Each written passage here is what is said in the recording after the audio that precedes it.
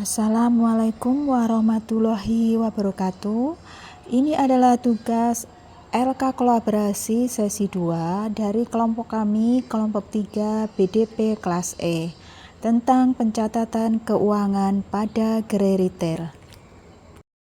Berikut adalah anggota kelompok kami. Yang pertama, Bapak Gunawan dari SMK Negeri Medan. Kemudian ada Bapak Fahrul Rosi dari SMK S Muhammadiyah Parakan. Kemudian ada Ibu Sumartini SMK Negeri 1 Lumajang. Kemudian ada saya sendiri Triana Fujiastuti dari SMK Negeri Tulakan. Berikut adalah video diskusi kami mengenai pencatatan keuangan pada gerai retail. Bismillahirrahmanirrahim. Assalamualaikum warahmatullahi wabarakatuh. Waalaikumsalam Hari warahmatullahi ini wabarakatuh. kita bertemu lagi untuk berdiskusi di LK yang kedua tentang pencatatan keuangan pada gerai retail. Jadi untuk pencatatan transaksi ada beberapa hal. Saya mencontohkan ini di gerai retail toko luas Ceper di Kabupaten Klaten tempatnya. Untuk pencatatan transaksi pembelian itu ada beberapa hal yang perlu saya sampaikan. Yang pertama, penerimaan faktur dan mencocokkan data gerai toko luas retail. Jadi di sini untuk cocokkan itu mencocokkan antara pemasok dengan pembelian sehingga apa yang dibeli itu bisa sampai tepat sesuai dengan apa yang dipesan. Lalu yang kedua, pemrosesan pembayaran setelah data pembelian diverifikasi, kemudian memproses pembayaran.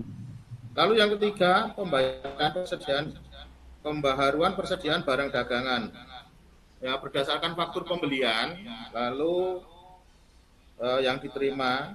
Kemudian sistem pencatatan keuangan toko luas memperbaharui persediaan barang sesuai dengan stok barang yang tercatat secara sistem.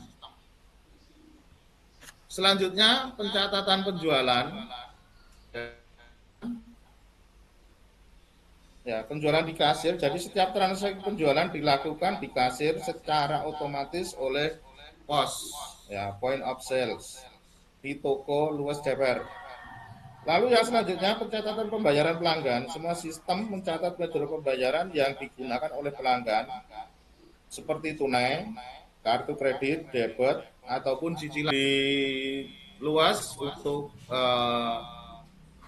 sistem yang SAR untuk pulaan, jadi memang pembayarannya ada yang di tempo, artinya tidak pada saat itu karena di luas juga dijadikan tempat untuk grosir atau untuk pulaan. Persediaan barang berdasarkan transaksi penjualan, ya, kemudian pembaharuan persediaan barang dagangan bahwa stok barang di sistem itu selalu akurat sesuai dengan kondisi fisik gerai. Lalu yang ketiga, pencatatan pengeluaran.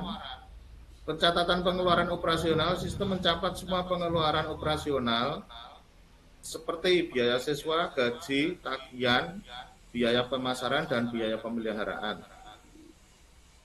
Yang kedua, proses pembayaran pengeluaran. Sistem memproses pembayaran untuk operasional, mencatat tanggal pembayaran, metode pembayaran, dan nomor cek ataupun transfer. Lalu yang ketiga, alokasi biaya. Sistem mengalokasikan biaya operasional pada produk atau layanan untuk menghitung harga pokok penjualan dan laba kotor.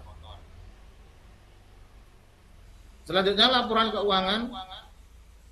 Untuk laporan keuangan,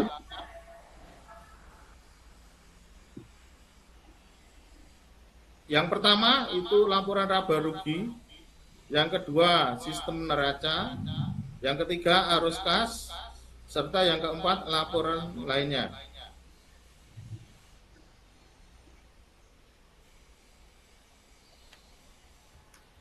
Selanjutnya sistem pencatatan keuangan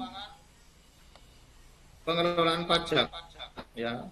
Yang pertama penghitungan pajak, sistem menghitung pajak yang dibebankan kepada gerai toko seperti pajak penghasilan, pajak pertambahan nilai, dan pajak daerah.